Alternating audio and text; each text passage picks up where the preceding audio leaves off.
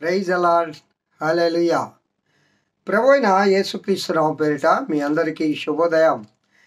ప్రియ దేవుని బిడ్డలారా, ఈ 28వ తేదీ మంగళవారం,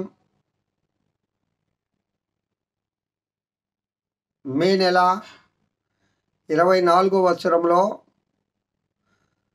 ఏకోజాములో ఆ దేవుని సన్నిధిలో చేరి ఆ మహోన్నతిని మహిమాన్వితిని నా ఘనమైన ప్రభు అయిన యేసుక్రీస్తు మహిమాన్వితమైన నామమును సన్నుతించుటకు, స్తుతించుటకు, గణపరచుటకు ఆ దేవదేవుడు అల్పుడైన నాకు, వింటున్న మీకును ఈ గొప్ప సమయాన్ని, ఈ ఆశీర్వాదకరమైన దినమును, సమయమును ఆ దేవదేవుడు దయచేసినందుకు ఆ ప్రభువుకు స్తుతి స్తోత్రములు చెల్లిస్తూ ఉన్నాను. ఆమేన్. ప్రియా దేవుని బిడ్డలారా, ఈ అనుదిన ఆహారాన్ని మనము భుజిద్దాం రండి. ఈ దినము ఈ లోకంలో నీవు ఎవరి వారుగా జీవిస్తూ ఉన్నావు? నీవు ఎవరి పక్షాన ఉంటూ ఉన్నావు? మనము ఎవరి వారమై ఉంటూ ఉన్నాం? లోక సంబంధులమా, దైవ సంబంధులమా, లేక శారీరక సంబంధులమా, ఆత్మీయ సంబంధులమా?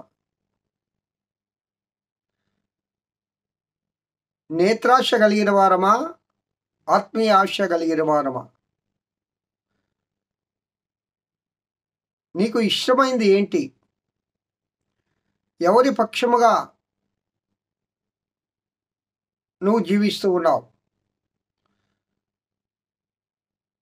ఎవరంటే ఈ లోకంలో నీకు ఇష్టం? సహజంగా తల్లిదండ్రులమైన మనము బిడ్డలు ఉన్నప్పుడు ఆ బిడ్డల్లో తండ్రికి ఒకరంటే ఇష్టం, తల్లికి ఒకరంటే ఇష్టం. అంటే ఎక్కువ ఇష్టం అండి మనసులో. కానీ బిడ్డలందరినీ తల్లిదండ్రులు సమానంగానే చూస్తారు. కానీ ఎందుకో ఒక్కొక్కరంటే ఇష్టం. అలాగే బిడ్డలు కూడా తల్లిదండ్రులలో ఒకరికి తల్లి అంటే ఇష్టం, ఒకరికి తండ్రి అంటే ఇష్టం. ఆ చిన్న బిడ్డలు అంటుంటున్నారు కదా, నేను మా తండ్రి పక్షమని, నేను మా తల్లి పక్షమని. ఆ రెండు భాగాలుగా విడిపోతారు. ఏది ఏమైనా వాళ్ళు రక్త సంబంధులు కాబట్టి ఏదైనా అందరూ ఒకటైపోతారు. లోకంలో ప్రియులారా, మనం జీవిస్తూ ఉన్నప్పుడు మనం ఎవరి పక్షమై ఉంటూ ఉన్నాము, ఎవరి వారమై ఉంటూ ఉన్నాము. ఈ దినాల్లో ఎలక్షన్ జరిగింది. రేపు 4వ తేదీ రిజల్ట్ కూడా రాబోతుంది కదా. చాలామంది 2-3 పక్షాలు, పార్టీలు ఉంటే మేము ఆ పార్టీ, మేము ఈ పార్టీ, మేము వాళ్ళ పక్షం, మేము ఏడు పక్షం, వివిధ రకాలుగా ఎవరెవరి అభిప్రాయాల ప్రకారం వాళ్ళు ఉంటూ ఉన్నారు. వాళ్ళ పక్షమై ఉంటూ ఉన్నారు. నేను ఇక్కడ ఈ ఉదయకాల సమయంలో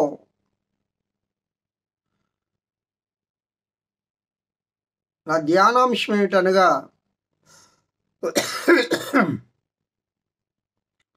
మీరు ప్రభువు వారై ఉన్నారా,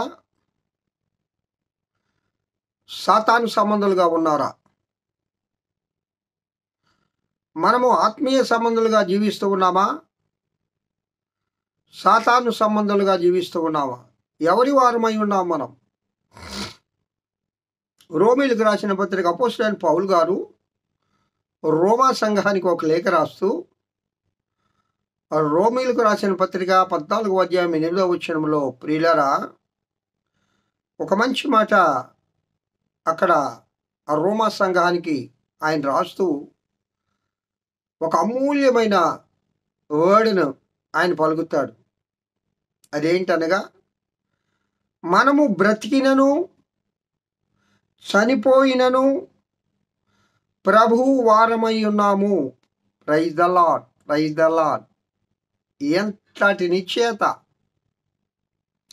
నేనంటాను ఎంత తెగింపు. మనము బ్రతికినను చనిపోయినను అంటే జీవించినంత కాలం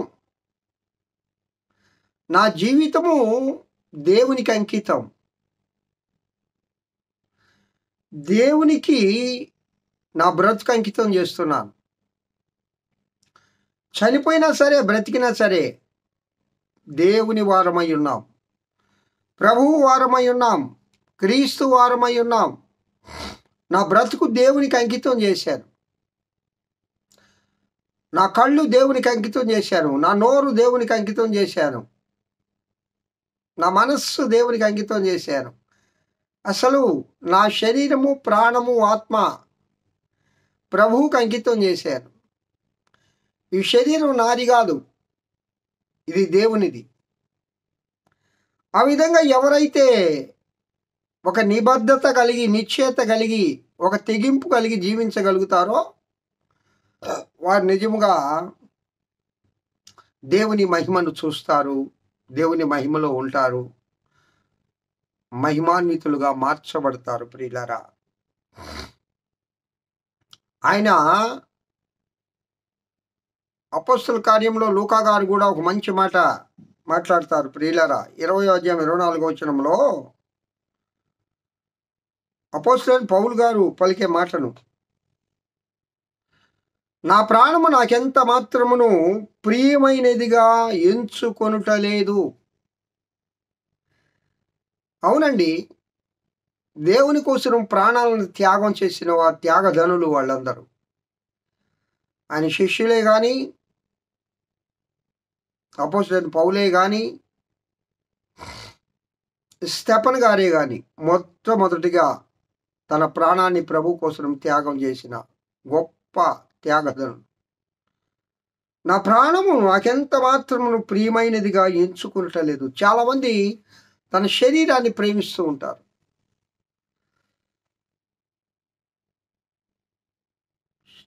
శరీరాన్ని ప్రేమిస్తూ ఉంటారంటే శరీరాశలు కలిగి ఉంటారు. శరీరాన్ని తృణోపాయంగా ఎంచుకోవాలి. ఓ దైవజనుడు అంటాడు, ఎప్పుడు శరీరాన్ని కష్టపెట్టాలంట. రెస్టు రెస్టు రెస్టు రెస్టు అని రెస్ట్ తీసుకుంటుంటే నీ జీవితం రోస్ట్ అవుతుందంట. రెస్టులో రోస్ట్ అయిపోద్ది. ఎప్పుడు శరీరాన్ని కష్టపెట్టాలి. సుఖం కోరుకోకూడదు. విశ్వాసులే కానీ, దైవజనులే కానీ సుఖం కోరుకోకూడదండి. కాబట్టి ప్రియా దేవుని బిడ్డలారా,